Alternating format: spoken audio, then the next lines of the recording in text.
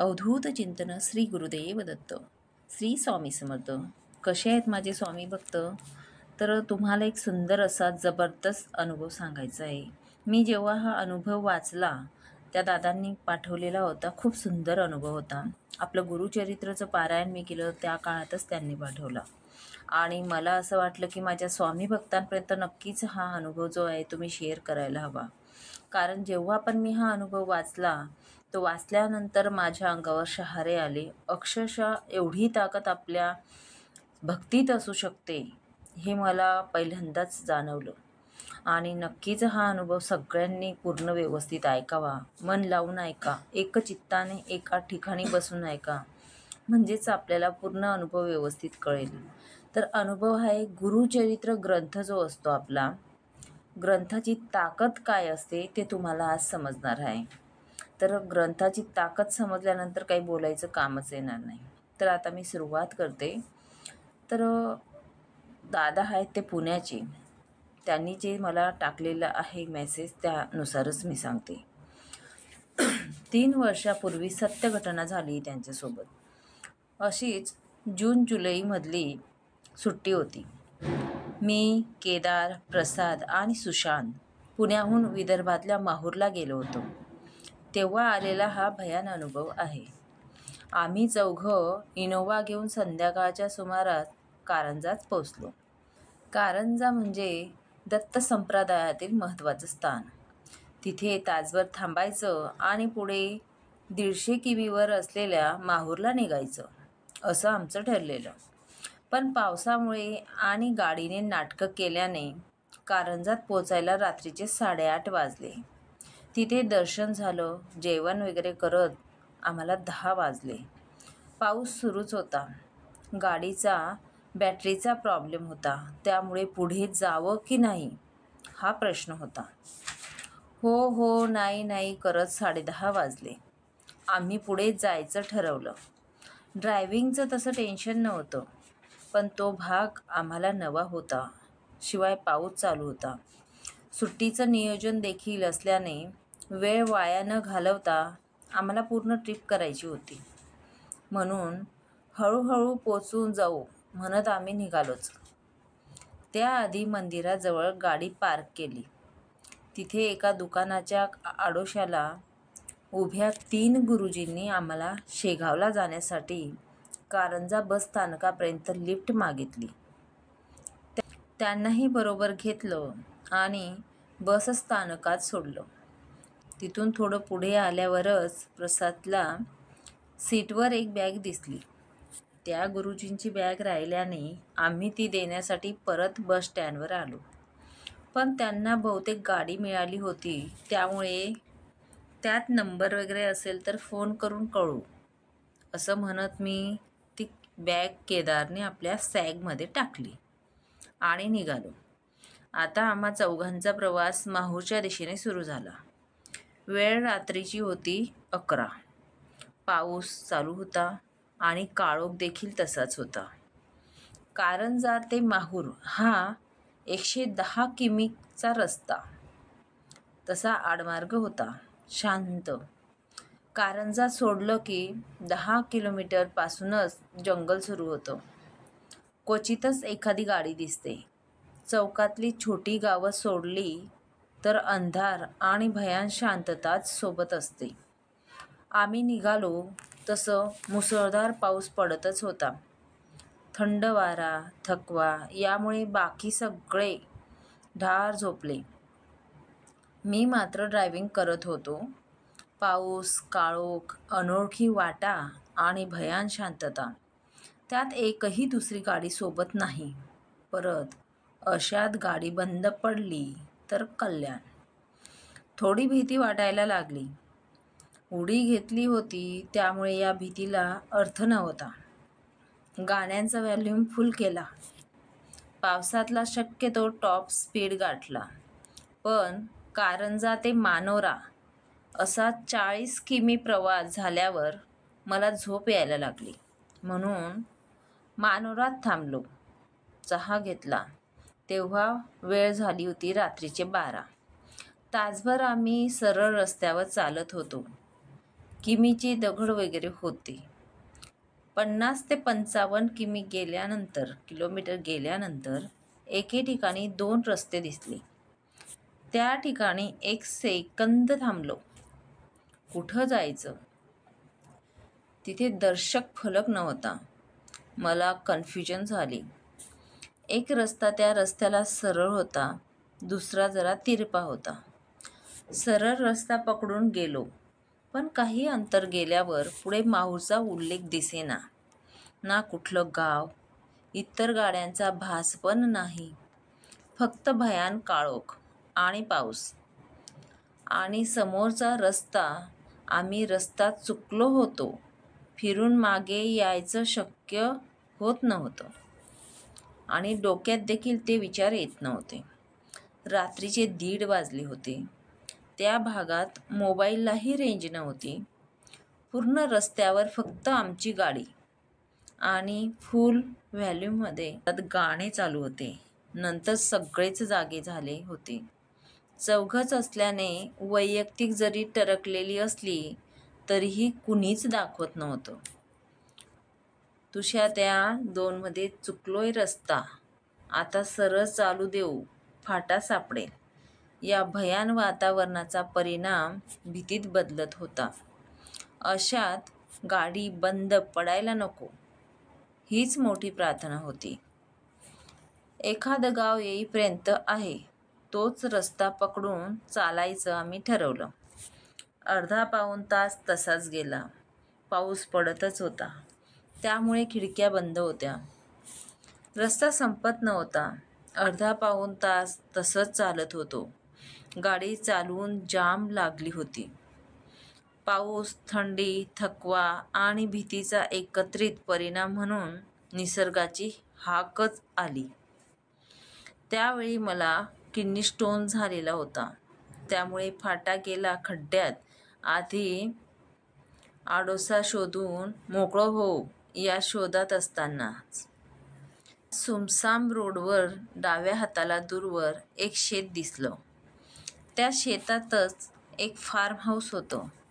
Finally इथे मोकळं होऊ आणि माहूरचा रस्ता विचारू. आता रस्ता सापडेल आणि पोचू या भरात मी त्या फार्म हाऊसच्या बाहेर गाडी थांबवली. गाडीतून छत्र्या काढल्या आणि चौघं उतरलो. केदारने सवयीनं त्याची सॅक पण आपल्यासोबत घेतली. मी आणि सुशानं आधी एका बाजूला जाऊन शू केली. तिथेच पावसात पाय धुतले, कानाला हात लावला आणि घराकडे आलो. जुनाट पद्धतीचं बांधकाम असलेलं ते मोठं घर होतं. शेताच्या एंट्रीवर एक लिंबाचं मोठं झाड. घराबाहेर एक पिवळा बल्ब लावलेला होता. त्या प्रकाशात बाह्य भाग किमान प्रकाशमान होता. एक छोटा पोर्च होता. एका बाजूला लाकडी बैलगाडी बांधलेली. तिच्या पुढे चारा वगैरे पडला होता. एक कुत्रं त्या गाडीखालच्या कोरड्या जागेत निर्विकारपणे बसलेलं. पाऊस, काळोख, एकूणच भयान वातावरण. अचानक सुशाचं लक्ष कोपऱ्यात गेलं. तिथे एक माणूस इतक्या मुसळधार पावसातही डोक्यापासून पायापर्यंत पूर्ण झाकलेल्या अवस्थेत शांत झोपलेला होता. त्याचे ते झाकलेले कपडेही पूर्ण कोरडे. आम्ही चौघं चक्रावलो. एकूण भयान वातावरणात ते भीतीदायक होतं. रस्ता विचारणं महत्त्वाचं होतं आणि कदाचित मदत मिळेल या अपेक्षेने. तशाच चक्रावलेल्या अवस्थेत आम्ही चौघं एकमेकांचा हात पकडून त्या पोर्चजवळ आलो. दरवाजा उघडाच होता, पण आतमधलं दृश्य विचित्र होतं. आतमध्ये 7 ते 8 माणसं तशाच अवस्थेत डोकं ते पाय पांघरून शांत झोपले होते. घर पूर्ण उघड होतं. मी आणि सुशानं दरवाजा वाजवून भाऊ, दादा वगैरे हाका मारल्या, पण काहीच फरक पडला नाही. मध्ये जाऊयात का, एखादं प्रेत असावं असं सगळे पडले होते. त्या भयान वातावरणात ती विचित्र परिस्थिती अनामिक भीती घालत होती. पावसात असूनही न भिजलेला तो बाहेरचा माणूस, पुतळ्यासारखा स्तब्ध कुत्रा, सगळं समजण्यापलीकडचं होतं. आम्ही मध्ये पाय ठेवणार इतक्यात एक गडगडाट झाला आणि वीज चमकली. केदारला अचानक काय झालं कळलं नाही. तो ओरडला, "तेजा, सुशा, प्रशांत, थांब!" आमचा पाय ठिकाणीच थांबला. "निघू इथून, चल गाडी काढ!" आणि घाईत ओढतच त्याने आम्हाला गाडीत बसवलं. "चल चल!" आधीच भेदरलेलो आम्ही केदारच्या वागण्याने चक्रावलो. याला काय झालं अचानक? एकूण प्रकार काय? नाटकं करणारी गाडी सहज कशी सुरू झाली? हे विचारेपर्यंत आम्ही त्या रस्त्याला लागलो होतो. सुशा गाडी चालवत होता. केदारने गाडीत बसल्या दुसऱ्या मिनिटाला झोप ताणली. सगळं समजण्याच्या पलीकडचं होतं. केदारचं वागणंही विचित्र होतं. मी, सुशा आणि प्रसाद भलत्याच तंत्रीत होतो. रात्रीचे 3 वाजले होते. पावसाचा जोर कणभरही कमी झाला नव्हता. फुल आवाज करून म्युझिक फक्त होतं. तोच सुन्न रस्ता, काळोख. यात अजून एक गोष्ट होती की ती म्हणजे आम्हाला गोल गोल फिरतोय असंच वाटत होतं.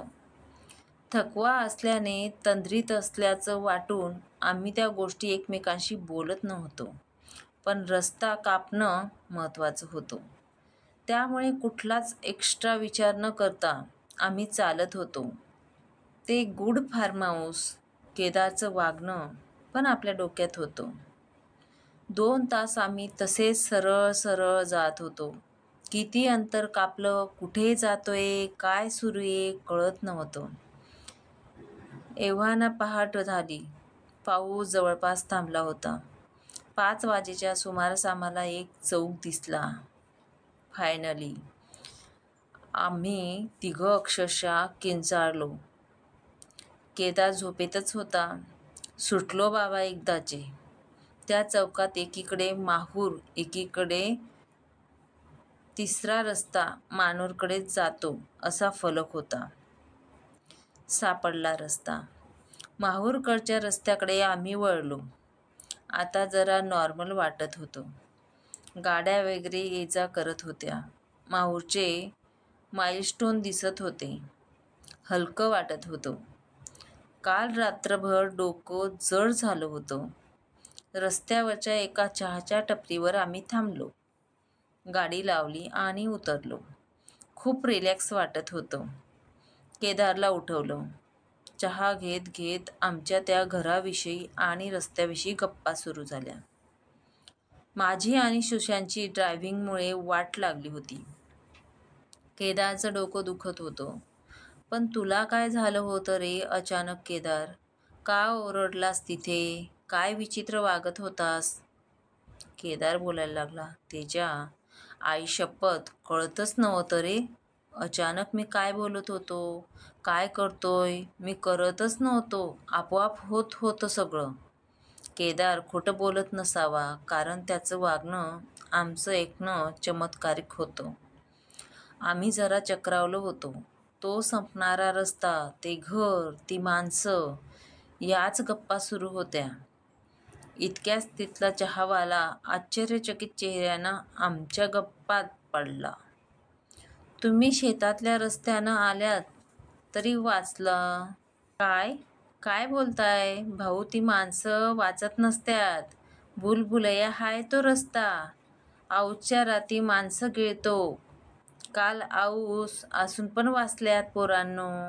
नशीबवान हायत तुम्ही." चहावाल्यानं असं सांगितल्यावर आम्ही पार गोंधळलो. आपलं रस्ता चुकणं इतकं भयंकर कसं झालं? "वाचलं काय? 1 मिनिट नीट सांग भाऊ." काय हाय ते? डेंजर होतं भाऊ. देवाची कृपा समजा. मारुतीला नारळ फोडा. गुरूंचं दर्शन करा. चहावाल्या माणसाला बघून खरं तर मी अजून गोंधळलो. त्याचा चेहरा कुठेतरी बघितल्यासारखा वाटत होता. पण चहा पुढे ते महत्त्वाचं नव्हतं. झाला प्रकार भयंकर वाटत होता. त्या चहावाल्याचं बोलणं आमच्या डोक्यावरून जात होतं. माहूरला पोचायची घाई असल्यानं आम्ही या प्रकरणाचा छडा लावणं पुढचं पुढे बघून म्हणून तिथून निघून गेलो. तासभरात आम्ही माहूरला सुखरूप पोचलो. तिथे 2 दिवसांच्या मजेत झाला प्रवास विसरलो.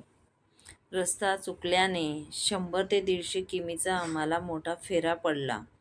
पाऊस आणि आडमार्ग यामुळे भयान वाटलं. इतकंच डोक्यात होतं. मग चहावाला काय बोलत होता, त्याला आधी कुठे पाहिलं या प्रश्नाचं मला उत्तर मिळत नव्हतं. नेमकं आठवत नव्हतं.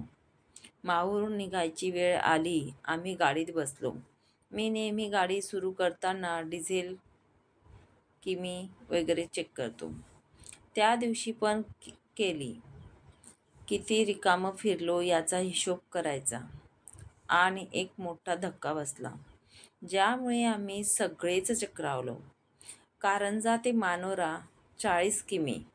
मानोरा ते जिथे आम्ही रस्ता चुकलो तो पॉईंट 20 किमी.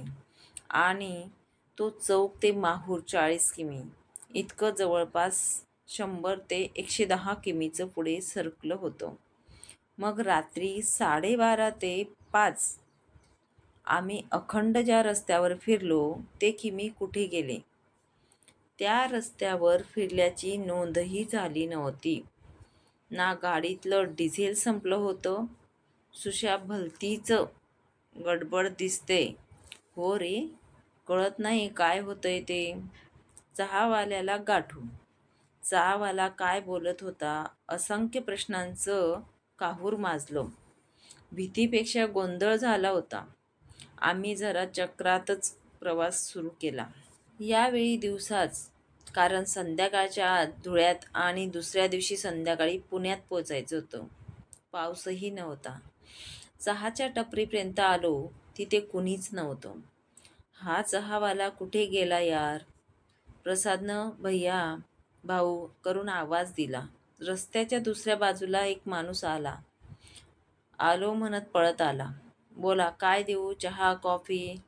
हा कोण चहावाला? ते दुसरे भाऊ कुठे आहेत? तो कोण दुसरे भाऊ?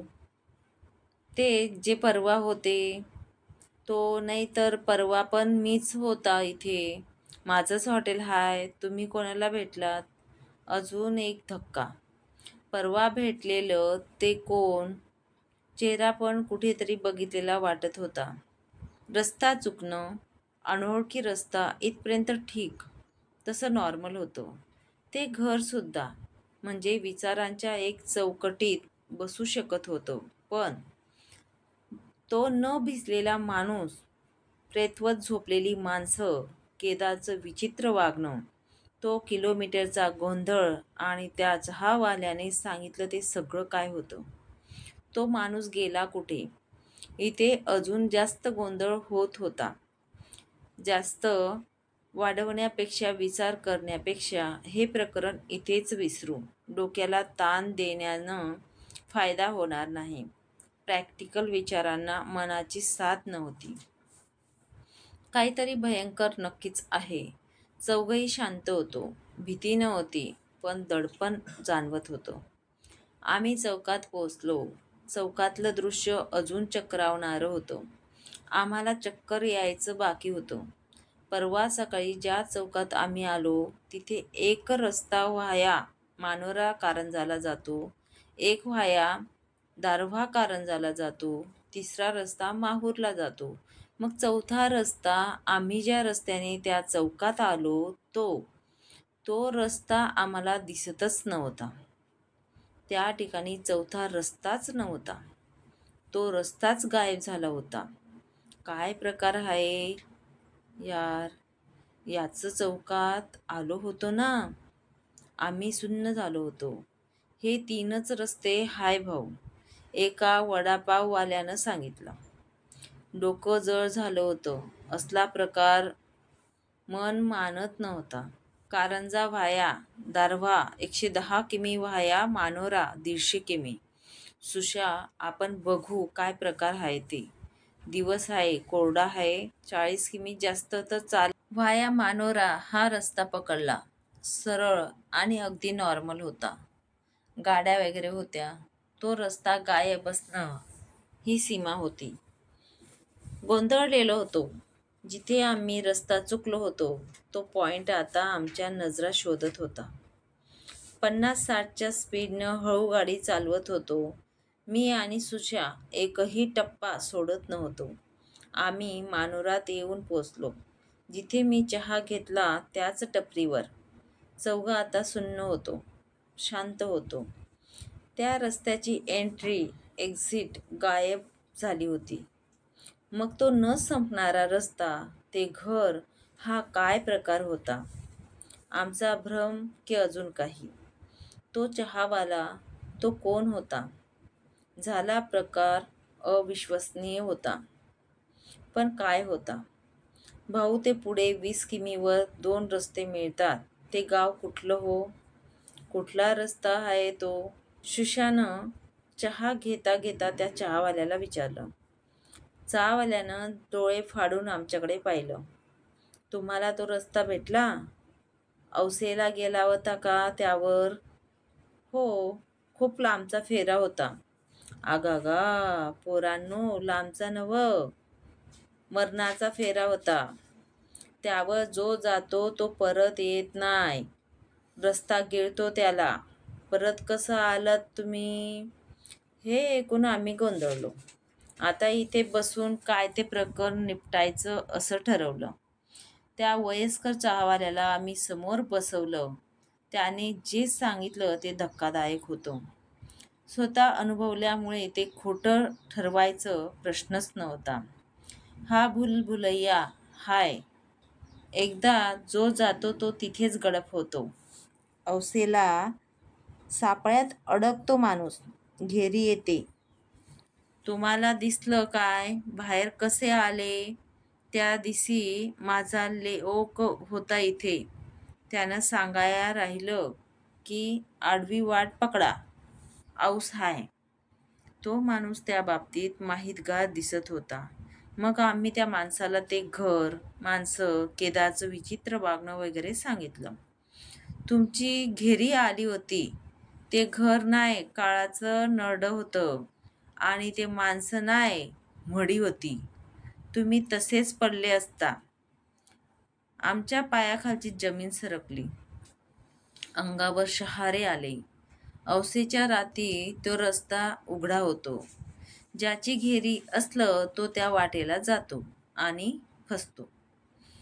ज्यानं ती रात काटली तो वाचला. तो घरात जो गेला तो मेला. तुम्ही लई नशीबवान आहे बघा. देवाची कृपा म्हणून सुटलात. लई किस्से ऐकलेत त्या वाटचे. सगळं चित्र आमच्या समोर आलं. विश्वास नव्हता, पण नाकारू शकत नव्हतो. आम्हीच फसलो कसं, यापेक्षा त्या माणसाचा तुम्ही वाचले कसं, हा प्रश्न महत्त्वाचा होता. ज्यापुढे कसे फसलो हे गौण होतो. हादरलो मात्र होतो. आपल्याबरोबर हे कसं घडू शकतं? वाचलो. यामुळे आम्ही मनोमन सुखावलो. त्या माणसानं सांगितलं ते खरं खोटं देव जाणो, पण आम्ही काहीतरी विचित्र अघटित अनुभवलं होतं हे मात्र खरं. तो उंबरठा ओलांडला असता तर, त्या माणसाला हात लावून उठवला असता तर, वाचलो. केदारने वेळीच रोखलं नसतं तर. केदार, तूच. मी, सुशा आणि प्रशांत केदारकडे थँकफुली बघू लागलो. केदार थोडं बावचळला. केदार म्हणाला, तेजा, आईशपथ कळतच नव्हतं रे अचानक. मी काय बोलत होतो, काय करतोय, मी करतच नव्हतो. आपोआप होत होतं सगळं. भाऊ, तुम्ही कारंजात मंदिरात पाठक भटजींना भेटा. समज सांगतील ते. चहावाल्यानं आम्हाला सांगितलं. आम्ही कारंजात आलो. पत्ता विचारून पाठक गुरुजींकडे गेलो. ते मंदिरातच होते. तिथे जाऊन भेटलो. माझ्या स्नेहबंध मासिकातून त्यांच्याशी ओळख निघाली. त्यांनी आम्हाला मंदिरापुढे एका रूममध्ये नेलं. शांततेत बोलू. आम्ही त्यांना घडला प्रकार, चहावाल्यांचं बोलणं सविस्तर सांगितलं. तुमची घेरी आली होती हे खरं, पण महाराजांच्या कृपेने वाचलात. दैवी शक्ती होती तुमच्यासोबत. म्हणजे केदारच्या हातून कुठली तरी चांगली शक्ती आमचं त्या वाईट स्थितीत रक्षण करत होती, मार्ग दाखवत होती. पाठक गुरुजींनी एक हिंट फक्त दिली आणि परत गेले. दैवी शक्ती आमच्यासोबत. आम्ही आधीपासूनच्या एक पैलूवर विचार सुरू केला. रस्ता चुकणं, निर्जन, अनोळखी रस्ता, ते घर, पण तो न भिजलेला माणूस, प्रेतवत झोपलेली माणसं, केदारचं विचित्र वागणं, तो किलोमीटरचा गोंधळ, दोन्ही ओळखीचे वाटणारे चहावाले, यातली बरीच उत्तरं मिळाली, पण नवीन प्रश्न देऊन. दैवी शक्ती कोणती? केदारचं विचित्र वागणं होतं, पण केदारचंच का होतं? याचं उत्तर शोधायला लागलो, कारण त्याशिवाय मूळ सापडणारच नव्हतं. आम्ही चौघी मित्र सोबत होतो. चौघही उपनयित, शाकाहारी. आणि मी आणि शू केली होती. केदारनं नाही. प्रसाद पण तर तिथेच होता. एक गोष्ट पडताळून पाहिली आणि तेव्हा सुशाला अचानक ट्रेस झालं. सॅक. केदारच्या पाठीवरची सॅक. हा एकमेव फरक चौघात होता. केदार सॅक दे. मी केदारची सॅक उघडली. त्यात त्याच्या रोजच्या वस्तूशिवाय आणखी एक वस्तू होती. एक महत्त्वाची कडी सुटली होती. आम्हाला आमची सगळी उत्तरं तिथेच मिळाली. माझे डोळे विस्फारले होते. सगळं चित्र माझ्यासमोर आलं. डोळे पाणावले. फ्रेंड्स, आपण एक महत्त्वाची कडी विसरत होतो. ते 2 गुरुजी आठवतंय? आपण त्या दिवशी त्यांना बस स्टँडवर सोडलं. त्यांची बॅग राहिली. केदारच्या सॅगमध्येच ती बॅग होती. पण त्या बॅगचा गुरुजींचा काय संबंध? अरे संबंध आहेच. तो चौकातला गायब झालेला चहावाला आठवा. ओ माय गॉड, यस, तेजा. मी म्हणालो ना, ओळखीचा चेहरा आहे. तेच गुरुजी. आता मारुरातले तेच म्हातारे चहावाले आठवा. हे ते दुसरे गुरुजी. म्हणून चेहरा ओळखीचा वाटत होता. आम्ही अनुभूतीच्या उंबरठ्यावर होतो. मी ती बॅग उघडली. त्यात श्री गुरुचरित्र ग्रंथ होता. त्या भयान वाटेवर आम्ही जे निर्णय घेतले, सरळ चालत राहू, थांबायचं नाही, त्या घरात प्रवेश करायचा नाही, गाडी सुरळीत चालणं, हे सगळं त्या ग्रंथाचा प्रभाव होता. त्या शक्तीने अमावस्या संपेपर्यंत आमचं रक्षण केलं. केदारच्या सॅकमध्ये हा ग्रंथ होता आणि ती सॅक त्याच्या पाठीवर. फक्त केदारच का, या प्रश्नाचं हे उत्तर होतं. आता चौघांच्या डोळ्यात वेगळीच चमक आली. देवाची कृपा समजा, मारुतीला नारळ फोडा, गुरूंचं दर्शन करा, तुम्ही लई नशिबान बघा, देवाची कृपा म्हणून सुटल्यात, या दोन्ही चहावाल्यांचे शब्द आठवले. आम्ही सुखरूप बाहेर पडल्याचं सगळं चित्र समोर होतं. ते कुणीतरी अवतारी असावेत. त्यांचं गाडीत बसणं, बॅग विसरणं हे सहज नव्हतं. आमच्यावर पुढे येणारं संकट ओळखून त्यांनी निर्माण केलं हे सुरक्षा कवच होतं आणि त्या संकटाच्या काळातही त्यांची आमच्यावर नजर होती. आम्ही चौघं त्याच रूममध्ये पाणावल्या डोळ्यांनी शांत बसलो. चरित्राचं दरवर्षी पारायण करतो. गुरूंची अशा प्रकारे अनुभूती मिळेल हे स्वप्नातही वाटलं नव्हतं. आम्ही महाराजांच्या मठात साष्टांग नमस्कार केला. तो भयान गूढ रस्ता, चकवा, घेरी, ते घर, ती प्रेतं, हे सगळं आजही स्वप्नवत वाटतं. ती रात्र, तो प्रवास आमच्या आयुष्यातल्या भयान रात्रीपेक्षा एक होती. तेव्हा काय प्रसंग उभा होता, काय झालं असतं, गुरुचरित्राचा जागृत ग्रंथ महाराजांवर दृढ विश्वास कवच होऊन आला. तो ग्रंथ माझ्याकडे आहे. दरवर्षी त्याचं पारायण करतो. काळ आला होता, वेळ आली नव्हती. ही घटना खरी आहे, कथानक नाही. एक पिशाच्य शक्तीने गाडीला अपघात करण्याचा प्रयत्न केला, पण करू शकला नाही, कारण त्या गाडीत श्री गुरुचरित्राची पोथी ठेवली होती. तर असा होता या दादांचा अनुभव. तुम्हाला कसा वाटला नक्कीच कळवा. आणि गुरुचरित्र ग्रंथाची जी ताकद असते ती या ब्रह्मांडात कुठेच नाही. आपल्या गुरूंचं चरित्र म्हणजे त्याचं वर्णन कोणत्या शब्दात करावं त्याची शब्दच नाही. सगळ्यांनीच आपल्या घरामध्ये एकतरी वेळा वर्षातून गुरुचरित्र नक्कीच पारायण करावं. चला मग इथेच थांबते. श्री स्वामी समर्थ. अवधूत चिंतन. श्री गुरुदेव दत्त.